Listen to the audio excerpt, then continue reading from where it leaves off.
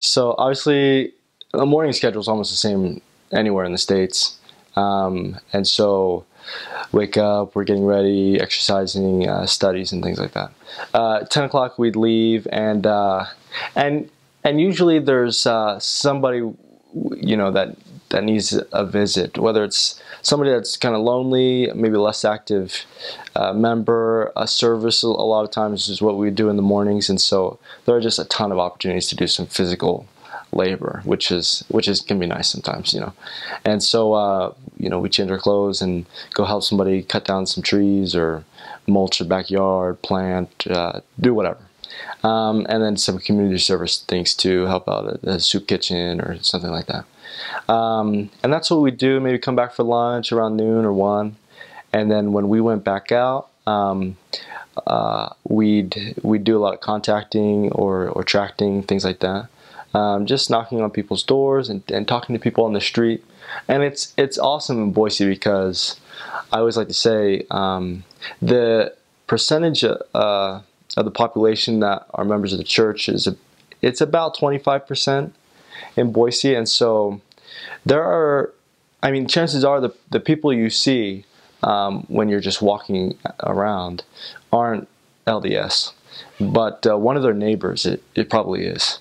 And so it's a nice environment because you can talk to them. They've had experiences. Oh yeah, I know so-and-so who's a member. And it just kind of helps the discussion along as you talk about experiences and their interests and things like that. And so we do that for maybe a couple hours in the afternoon until dinner. And maybe there's an appointment here or there, 2, 3 or something like that. Dinner at 5, and the members are just so accommodating. They'll feed you whenever you want, whatever you want. Sometimes take you out or have you over at their home, and that's what I love. I love being in the homes. You see so many different kinds of families, little families, huge families, just the whole spectrum. And then ideally you'd have appointments 6, 7, 8 or something like that. And usually that's possible. There's lots of people that are willing to be taught and learn, and so we'd finish up the day teaching appointments in members' houses or in their own homes, these investigators, and that was kind of the typical day. We'd come back, we'd plan the next day, have a little bit of downtime, and then do the same thing the next day. And it's awesome, especially that evening time.